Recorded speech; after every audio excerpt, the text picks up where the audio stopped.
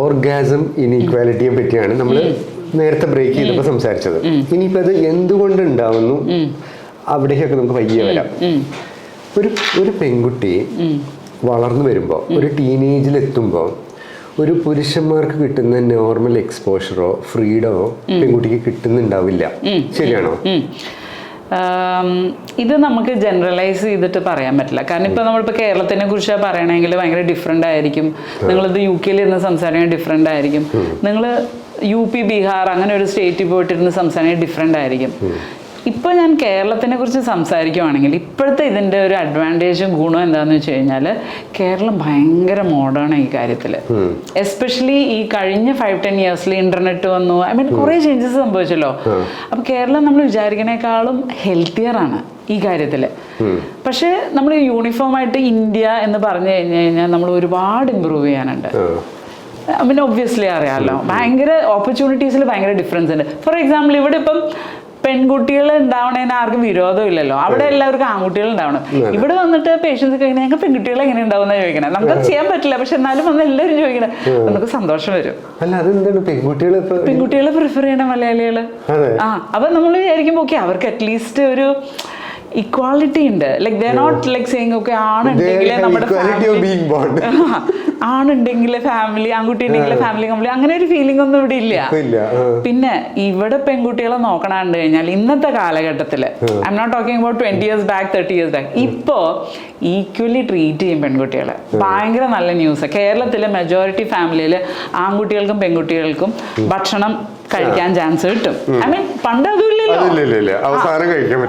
കഴിക്കും, ബാക്കി ഉണ്ടെങ്കിൽ കഴിക്കാം, അല്ലെങ്കിൽ നോൺ വെജ് കൊടുക്കില്ല, അത് ആൺകുട്ടിയാണ് പാല് വേണം, അങ്ങനെയൊക്കെ. ഇപ്പൊ അങ്ങനെയല്ല.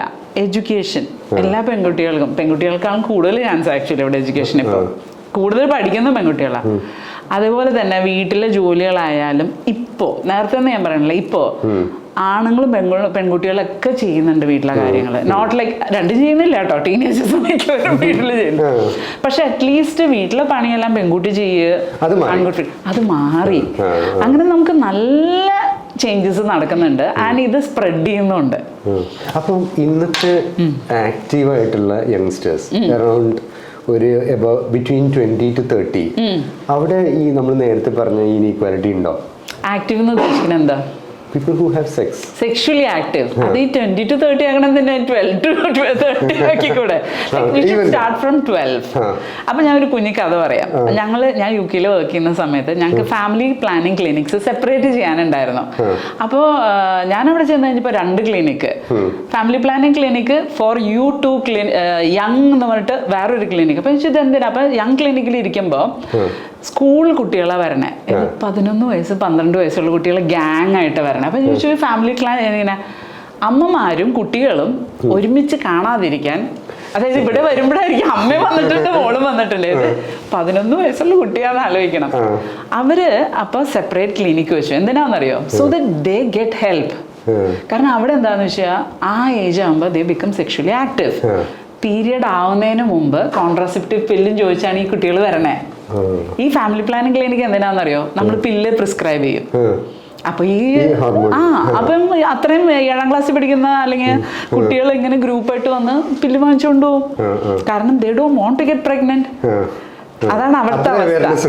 അവയർനെസ്. ഇത് ഞാൻ UK വർക്ക് ചെയ്തത് 20 വർഷം മുമ്പാ. 20 അല്ലേ, 2020 തിരിച്ചു.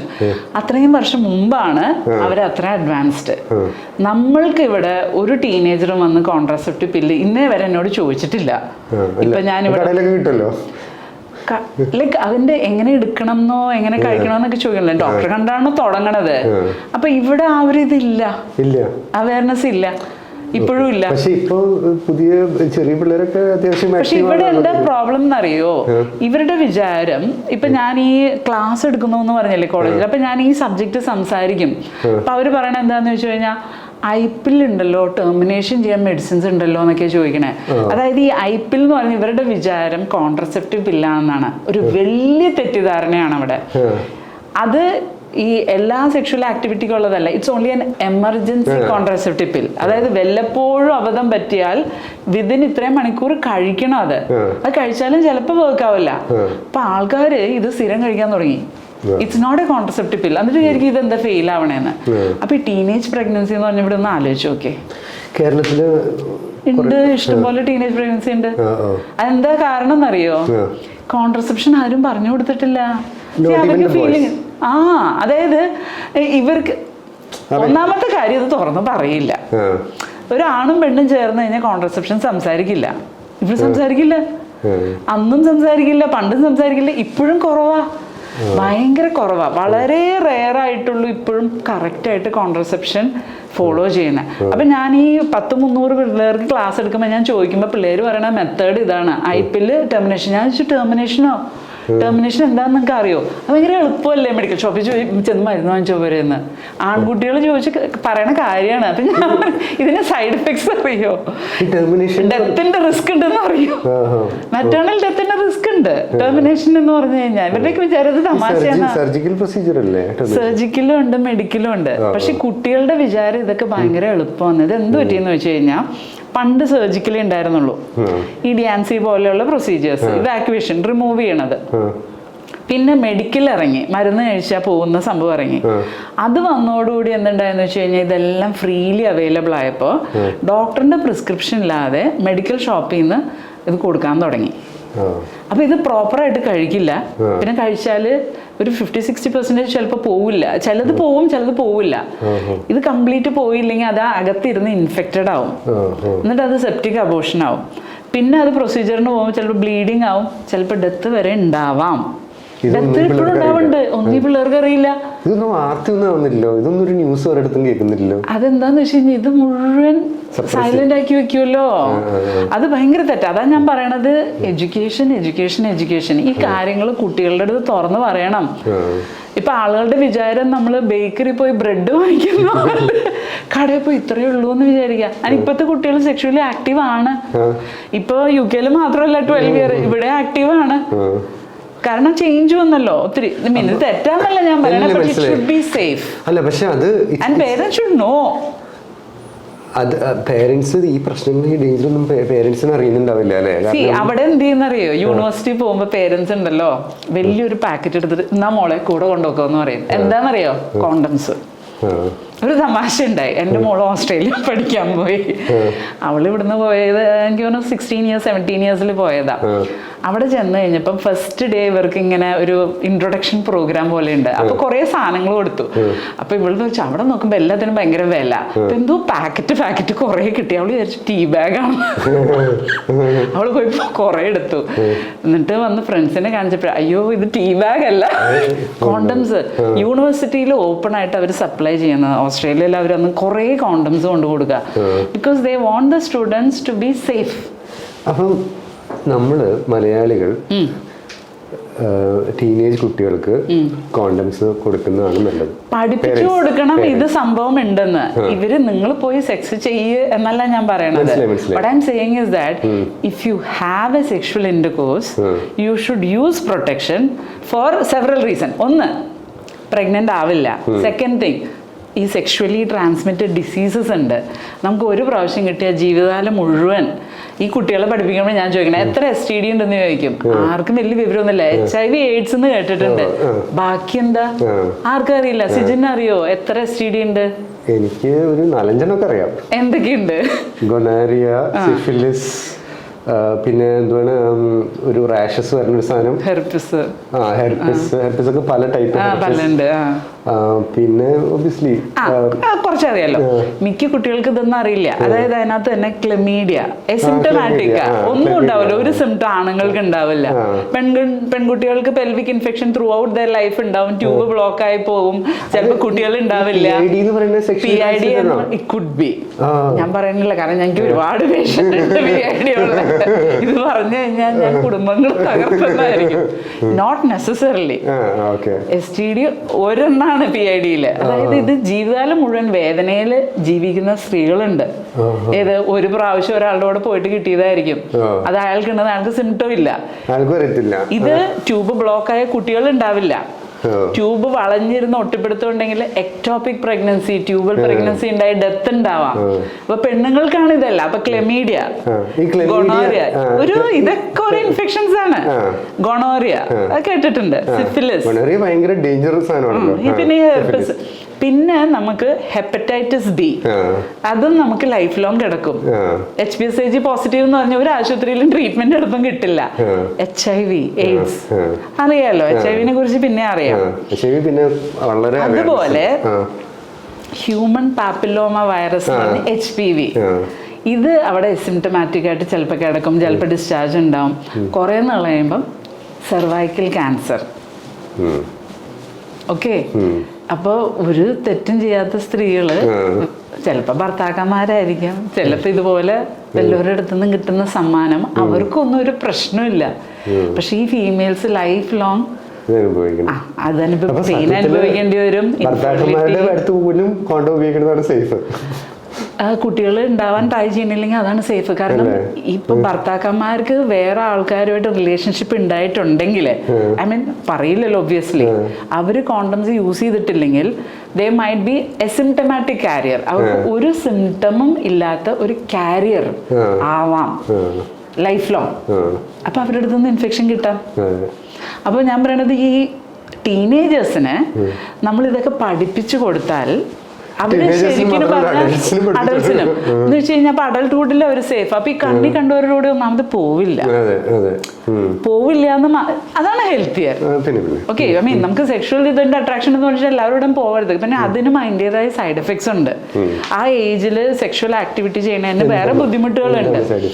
ഒന്ന് നമ്പർ 1 പ്രഗ്നൻസി ആണല്ലോ, കഴിഞ്ഞു. പിന്നെ സൈഡ് എഫക്ട്സ് ഇങ്ങനത്തുള്ള ഇൻഫെക്ഷൻസ് കിട്ടാം. വേറെ ഒന്ന് എന്താന്ന് വെച്ച് കഴിഞ്ഞാല് അവർക്ക് പിന്നീട് അവർ പോയി വേറെ കല്യാണം കഴിച്ചു എന്ന് വിചാരിച്ചു, എപ്പോഴും ഒരു കമ്പാരിസൺ ഉണ്ടാവും. ഓക്കെ, അപ്പൊ അവരുടെ ലൈഫ് കൊളായി. ഒരിക്കലും എല്ലാം ഡിഫറെന്റ് ആയിരിക്കും. ഈ കല്യാണം കഴിച്ച ആള് മറ്റേ ആൾ അത്ര നല്ലതല്ലെങ്കിൽ പിന്നെ കഴിഞ്ഞു, സാധ്യത കൂടുതലാണ് ഒബ്വിയസ്ലി. അതൊന്ന്. വേറൊന്ന്, ഇങ്ങനെ ഉണ്ടായിട്ടുണ്ട് എന്ന് ഇവരറിഞ്ഞാൽ കഴിഞ്ഞില്ലേ. കുടുംബത്തെ ഏറ്റവും ഇമ്പോർട്ടൻ്റ് എന്താ? സമാധാനല്ലേ. ഒരു കേസ് അറിഞ്ഞാൽ മതിയല്ലോ. പക്ഷെ ഇപ്പൊ ഒക്കെ അണ്ടർസ്റ്റാൻഡിങ് ആണ്. അപ്പൊ നീ ഇഷ്ടംപോലെ ഉണ്ടായിട്ടുണ്ട്, ഞാനും ഇഷ്ടംപോലെ ഉണ്ടായിട്ടുണ്ട്, ഫൈൻ, അങ്ങനെയാണ്. എന്നാലും കമ്പാരിസൺ ഉണ്ടാവും. ആൻഡ് ആ ഒരു പിന്നെ വേറൊരു ഇത് എന്താണെന്നറിയോ, ആക്ച്വൽ മെച്യൂരിറ്റി ഉണ്ടാവുന്നതിന് മുമ്പുള്ള എക്സ്പീരിയൻസസ് നമ്മുടെ ബ്രെയിനിനെ നെഗറ്റീവ്ലി എഫക്ട് ചെയ്യും. ഈവൻ പോണോഗ്രാഫി ആയാലും ഈ മാസ്റ്റുർബേഷൻ ആയാലും, ഈ പോണോഗ്രാഫി എന്ന് പറയുന്നത് ഒരിക്കലും നാച്ചുറലും ഒറിജിനലും അല്ല. ഇറ്റ്സ് ഓൾവേസ് ക്യൂട്ട്, അൺനാച്ചുറൽ ആണ്. എല്ലാം പ്ലാസ്റ്റിക് സർജറി കഴിഞ്ഞ ആൾക്കാര്, ഇവർക്ക് മൈൻഡിൽ ഇത് കയറും, ഇതാണ് സംഭവം എന്ന്. എന്നിട്ട് എന്ത് പറ്റുമെന്ന് വെച്ച് കഴിഞ്ഞാൽ ഇവർക്ക് മിക്ക ആണുങ്ങൾക്കും കംപ്ലൈന്റാ, ഭാര്യമാർക്ക് വലുപ്പമില്ലാന്ന്. ഓക്കെ, ബ്രസ്റ്റിന് വലുപ്പമില്ല, പെനിസിന് വലുപ്പമില്ല. ഇവരിങ്ങനെ വെറുതെ അയ്യോ എന്നൊന്നിനും കൊള്ളൂല, എനിക്കിതിന് വലുപ്പമില്ലാന്ന് വിചാരിച്ചോണ്ടിരിക്കും. ഇത് ബാക്കിയുള്ള പ്ലാസ്റ്റിക് സർജറി ചെയ്തതാന്ന് ഇവർ ചിന്തിക്കുന്നില്ല. ഇവരുടെ മൈൻഡിനെ അത് എഫക്റ്റ് ചെയ്യും. എന്നിട്ട് ഇവർക്ക് ഒരിക്കലും അവരുടെ ഫാമിലി ലൈഫിൽ സെക്ഷൽ ലൈഫ് കിട്ടില്ല. പോണോഗ്രഫി ആക്ച്വലി അഡ്വൈസബിൾ അല്ല, ടു ബി ഹോണസ്റ്റ്. പക്ഷേ അപ്പൊ ഒരു ക്വസ്റ്റ്യൻ വരും, ഇവർക്ക് ഈ സെക്ഷൽ ഏർജും തോട്ടൊക്കെ വരുമ്പോൾ ഇവരെന്ത് ചെയ്യും? ഇവരെന്തിനെ മറികടക്കും? അതിന് മെത്തേഡ്സ് ഉണ്ട്.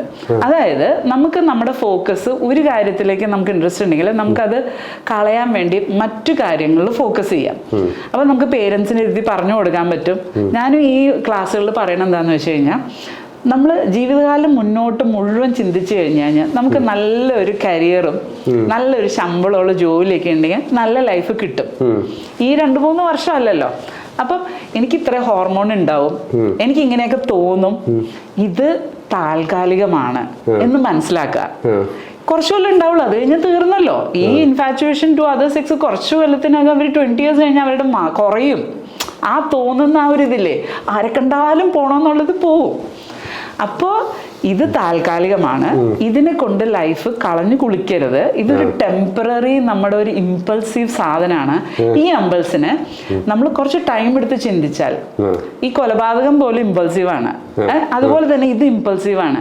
U just take 5 minutes to think, ഇത് ചെയ്യണോ, ഇത് ചെയ്താൽ എന്തുണ്ടാവും, അതിങ്ങനെ ചിന്തിച്ചിട്ട് പിന്നെ ശരിയാന്ന് തോന്നുവാണെങ്കിൽ ചെയ്തോ. ഐ മീൻ അതാണ് നമ്മൾ ടീനേജേഴ്സിനോട് പറയുന്നത്, ചിന്തിക്കുക, ടൈം കൊടുക്കുക. പിന്നെ പിയേഴ്സ് പ്രഷർ ഇടും, അതായത് ആൺകുട്ടികളും പെൺകുട്ടികളും ഫ്രണ്ട്സ് പറയും, അയ്യ നീ എന്തിനും ഉള്ളാടാ, നീ അത് ചെയ്തില്ല, നീ ഇത്ര നാളെ പെൺകുട്ടിയോട് കിസ് പോലും ചെയ്തില്ല, ഇത് പറയാ, ഇത് പിയേഴ്സ് പറയും. പക്ഷെ അത് കറക്റ്റ് അല്ല. അപ്പൊ നമ്മൾ പിള്ളേർക്ക് പഠിപ്പിച്ചു കൊടുക്കുകയാണ്, നിങ്ങളുടെ ഫോക്കസ് മാറ്റിയിട്ട് നിങ്ങളുടെ ഈ എനർജി മുഴുവൻ പഠിത്തത്തിലേക്ക് ഇടുക. ഉണ്ട്. പിന്നെ നമുക്ക് ഈ സെക്ഷൽ ഇതിന്ന് എന്താ നമുക്ക് കിട്ടണേ, എന്തിനാ നമ്മൾ എല്ലാ കാര്യവും ചെയ്യണേ? അല്ല, നമ്മുടെ ബ്രെയിനിൽ ഡോപ്പമീൻ റിലീസ് ആവും, ഫണ്ണാണ്. ഓക്കെ, ഡോപ്പമീൻ എന്ന് പറയുന്ന കെമിക്കൽ നമ്മുടെ ബ്രെയിനിൽ റിലീസ് ആവുന്നതുകൊണ്ടാണ് നമ്മൾ ഭക്ഷണം കഴിക്കണത്, നമ്മൾ TV കാണുന്നത്, നമ്മൾ ഫോണോഗ്രാഫി, നമ്മൾ ചെയ്യുന്ന എല്ലാ കാര്യങ്ങളും റിവാർഡിനാണ്. നമ്മുടെ ബ്രെയിൻ വർക്ക് ആവുന്ന റിവാർഡാണ്. ഇപ്പോൾ ഡോപ്പമീൻ കിട്ടാനാണ്. ഓക്കെ, ഇത് ഡോപ്പമീൻ വേറെ എങ്ങനെ കിട്ടും? ഡ്രഗ്സ് ഒക്കെ കഴിക്കാം. ഡ്രഗ്സ് കഴിച്ചാൽ ഡോപ്പമീൻ കിട്ടും.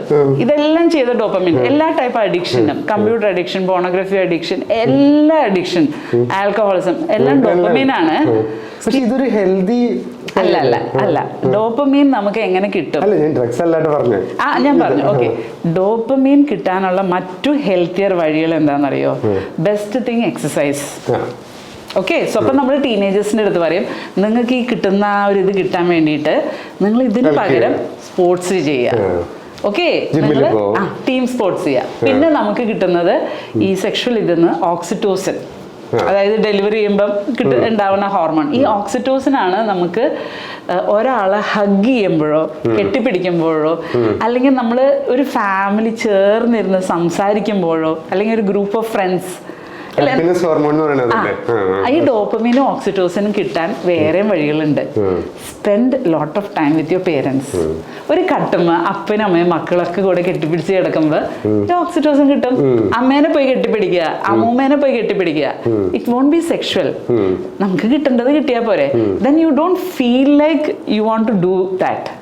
കാരണം എന്താണെന്ന് വെച്ചാൽ it's always better to have a relationship when you are mature. അപ്പൊ പിള്ളേരുടെ അടുത്ത് പറയാ, നിങ്ങൾ കുറച്ച് നാളും കൂടെ കഴിയുമ്പോൾ നിങ്ങൾ മെച്യൂർ ആവും, നിങ്ങളുടെ ചിന്തകൾ മാറും, നിങ്ങൾ ഈ ആള് വേണ്ട, വേറെ ടൈപ്പ് ആള് മതി എന്ന് ചിലപ്പോൾ തീരുമാനിക്കും. അപ്പൊ നിങ്ങൾ ചിലപ്പോൾ റിഗ്രറ്റ് ചെയ്യും, ഷോ അന്നത് വേണ്ടായിരുന്നു. അതുകൊണ്ട് നിങ്ങൾക്ക് സെയിം, അപ്പൊ നമ്മൾ അവരെ ഓൾട്ടർനേറ്റീവ് മെത്തേഡ്സ് പഠിപ്പിച്ചു കൊടുക്കണം. Change your focus, spend time. പിന്നെ വേറൊരു കാര്യം കൂടി ഉണ്ട്, റിലീജിയസ് ആയിട്ട് പറയണതല്ല, പ്രാർത്ഥന, മെഡിറ്റേഷൻ, ഇതൊക്കെ ഇതിന് നല്ലതാ. അത് ഈ നമ്മൾ അമ്പലത്തിലോ പള്ളിയിലോ എവിടെയായെങ്കിലും ഇരുന്ന് പ്രാർത്ഥിക്കുന്നത്, ടൈം സ്പെൻഡ് ചെയ്യുന്നത്, ഈ നമ്മളുടെ ഇതിനെ കൺട്രോൾ ചെയ്യാനായിട്ട്, മെഡിറ്റേഷൻ നമ്മുടെ ഇമ്പൾസിനെ കൺട്രോൾ ചെയ്യാൻ ഭയങ്കര എഫക്റ്റീവാണ്, സയൻറ്റിഫിക്കലി പ്രൂവൺ ആണ്. അപ്പോൾ അതൊക്കെ നമുക്ക് ഈ കുട്ടികളെ പഠിപ്പിച്ചു കൊടുക്കാൻ പറ്റും. ഇത് ഞാനിപ്പോൾ ആലോചിക്കുന്നതല്ല, നമ്മളുടെ ഫോളോവേഴ്സിലൊരു നല്ലൊരു ശതമാനം യുക്തിവാദികളാണ്. അല്ല, ഞാനത് കണ്ട് ഞാൻ റിലീജിയസ് ആയിട്ട് പറയല്ല, ഞാനിത് ഭക്തി വരാൻ വേണ്ടി പറയല്ല. I am talking about it only. ഞാൻ സയന്റിഫിക്കലി പറയാം. നമുക്ക് അമിഗ്ദല എന്ന് പറയുന്ന ഒരു ഓർഗൻ ഉണ്ട് ഇവിടെ. ആ ഓർഗനാണ് എല്ലാ ഇൻഫർമേഷനും അതിൽ പോയിട്ടാണ് ബ്രെയിനിൽ പോണേ. അവിടെ നമ്മൾ അതിന് സ്ട്രെസ്, മെമ്മറി, ഇതൊക്കെ റിലേറ്റഡാണ്. സെക്ഷുവൽ ഇമ്പൾസ്, എല്ലാ ഇമ്പൾസും അവിടെ നിന്ന്. ഒരാളെ കൊല്ലണതൊക്കെ നമ്മൾ ഇമ്പൾസ് വന്നിട്ട് അമിഗ്ദലയെന്നാണ്. അമിഗ്ദല വലുതാണെങ്കിൽ നമുക്ക് സ്ട്രെസ് കൂടുതലാണ്, നമ്മൾ ഇമ്പൾസീവാ. ടെസ്റ്റോസ്റ്ററോൺ, അതായത് ആണുങ്ങളുടെ ഹോർമോൺ ഉണ്ടെങ്കിൽ അമിഗ്ദല ഇച്ചിരി വലുതായിരിക്കും. അതുകൊണ്ട് ആണുങ്ങൾ കുറച്ചും കൂടി ഇമ്പൾസീവ്. ഈ അമിഗ്ദലനെ നമുക്ക് ചുരുക്കാനായിട്ട് മെഡിറ്റേഷൻ ഭയങ്കര എഫക്റ്റീവാണ്. സയന്റിഫിക്കലി അവർ CT MRI ബ്രെയിൻ എടുത്ത് കാണിച്ചിട്ടുണ്ട്. കുറച്ചും കൂടി നമ്മള് മെഡിറ്റേഷൻ ചെയ്താല്, റിലീജിയസ് തന്നെ ആവണമെന്നില്ല, പക്ഷെ ഈ കുറെ നേരം റിലീജിയനിൽ ഇതിൽ വരുന്നത് ഞാൻ ദൈവത്തിന്റെ പാട്ടായിട്ട് പറയല്ല, നമ്മൾ ഇതിൽ നിന്നെല്ലാം മാറി നമ്മൾ ഇരിക്കുമ്പോൾ ചിലപ്പോൾ നമ്മൾ പേരൻസിന്റെ കൂടെ ആയിരിക്കും പോണേ, 1 മണിക്കൂർ നമ്മൾ പോയി അങ്ങനെയൊക്കെ പോകുമ്പോൾ മെഡിറ്റേഷൻ എങ്ങനെയാണ് ചെയ്യുന്നത്? മെഡിറ്റേഷൻ ചെയ്യുന്നത് 5-6 ടൈപ്പ് ഉണ്ട്. അത് ടോട്ടലി ഡിഫറെന്റ് ഒരു സബ്ജക്റ്റാണ്. നമുക്ക് മൈൻഡ്ഫുൾ മെഡിറ്റേഷൻ ഉണ്ട്, വെറുതെ സൈലന്റ് ആയിട്ട് ഇരുന്ന് ഇത് ചെയ്യേണ്ട, നമ്മൾ കാര്യങ്ങൾ ശ്രദ്ധിക്കുന്നത്. ഇപ്പൊ നമ്മൾ നടക്കുന്ന വഴിയിൽ ഒരു ചെറിയ ഒരു പൂമ്പാറ്റ അല്ലെങ്കിൽ ഒരു അണ്ണാൻ ഇങ്ങനെ കളിച്ചുകൊണ്ടിരിക്കുന്നുണ്ട്, അത് നമ്മൾ നോക്കിയിരിക്കുന്നത്, that is also meditation. So excitement കുറച്ച് നമ്മള് ബീയിങ് വേർ യു ആർ. ഞാനിപ്പം ഇവിടെ സിജിനോട് മിണ്ടുന്നില്ലേ, ഐ എം ഹിയർ, അതൊരു ടൈപ്പ് ഓഫ് മെഡിറ്റേഷനാ. അല്ലെങ്കിൽ നമ്മൾ സൈലന്റ് ആയിട്ട് ഒരു സ്ഥലത്ത് ഇങ്ങനെ ഇത് ചെയ്തിട്ട് നമ്മൾ ബ്രീതിങ് മാത്രം, പല ടൈപ്പ് ഉണ്ട്. അതിലോട്ട് ഞാൻ ഡീറ്റെയിൽ പോകുന്നില്ല, ബിക്കോസ് 6 ടൈപ്പും മെഡിറ്റേഷനും അതിന്റെ സബ് ടൈപ്സ് ഒക്കെ ഉണ്ട്. പക്ഷെ വെൻ യു ഡു മെഡിറ്റേഷൻ, അപ്പൊ നമ്മൾ പറയോ ഇത് വയസ്സായവർക്കാ, പിള്ളേരോടൊക്കെ പറഞ്ഞ ഇത് വയസ്സായവർക്കാ. പക്ഷേ ഇമ്പൾസ് കുറയ്ക്കാനും ആങ്സൈറ്റി കുറയ്ക്കാനും അവരുടെ മെമ്മറി കൂട്ടാനും ഇത് ഹെൽപ്ഫുൾ ആണെങ്കിൽ വൈ നോട്ട് ഡു ഇറ്റ്? സ്കൂളിൽ തന്നെ ചെയ്യിപ്പിക്കാമല്ലോ. അപ്പൊ എന്താന്ന് വെച്ച് കഴിഞ്ഞാല് നമുക്ക് ഇങ്ങനെയുള്ള ചെറിയ ചെറിയ ഐ മീൻ ചെറുതാണെന്ന് തോന്നും, പക്ഷെ ഇങ്ങനെയുള്ള കാര്യങ്ങൾക്ക് ഇമ്പാക്റ്റ് ഉണ്ട്. നമ്മള് മോഡേൺ ആവുമ്പോ പണ്ടത്തെ എല്ലാ സാധനം കളയേണ്ട ആവശ്യമില്ല, അതിനകത്ത് നല്ല സാധനങ്ങളുണ്ട്. ഞാൻ റിലീജിയസ് ആവാൻ വേണ്ടിയല്ല പറയണേ, ഫോർ ദാറ്റ്. ലൈക്ക് ഇപ്പം ഞാൻ പറഞ്ഞത് റിലീജിയസ് ഇൻസ്റ്റിറ്റ്യൂട്ട് ഇതിലേക്ക് പോകുമ്പോൾ, പള്ളിയായാലും അമ്പലമായാലും ചിലപ്പോൾ അച്ഛൻ്റെ അമ്മയുടെ കൂടെ നമ്മൾ പോവില്ലേ, ജസ്റ്റ് ബീയിങ് വിത്ത് ദം. ഇപ്പം ഇല്ലല്ലോ, ഓരോരുത്തരും ഓരോ മുറിയിൽ ഫോണും പിടിച്ചുകൊണ്ടിരുന്ന് അല്ലെങ്കിൽ കണ്ടിന്യൂസ്ലി എക്സൈറ്റഡ് ആണ്. അപ്പൊ എന്താന്ന് വെച്ചാൽ നമുക്ക് ഡോപ്പമീൻ കിട്ടുന്ന റൂട്ട് മാറി. നമുക്കിപ്പോ ഇന്റർനെറ്റിൽ നിന്ന് ഡോപ്പമീൻ കിട്ടുന്നത്, നമ്മൾ ഈ ഡയറക്റ്റ് ഡോപ്പമീൻ വിട്ട് മറ്റേത് പോകുമ്പോ നമ്മുടെ ബോഡി അഡിക്ഷൻ ഉണ്ടാവും. So it's unhealthy. നമ്മള് be together, be with other people. നമ്മൾ കസിൻസ് പിള്ളേരൊക്കെ ഇങ്ങനെ വന്ന് കളിക്കുക, അവധിക്കൊക്കെ വന്ന് നിൽക്കില്ലേ, മാവുമ്മ കയറി മാങ്ങ പറി, ഇതെല്ലാം ഈ സാധനങ്ങൾ തരും.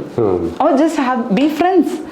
അതായത് ആണും പെണ്ണും ഈ ഒരു റിലേഷൻ മാത്രം പാടുള്ളൂ എന്ന് ആര് പറഞ്ഞു? അതിലോട്ടാണ് നമ്മൾ തിരിച്ച് വരാൻ പോകുന്നത്. അപ്പൊ ഈ ടീനേജില്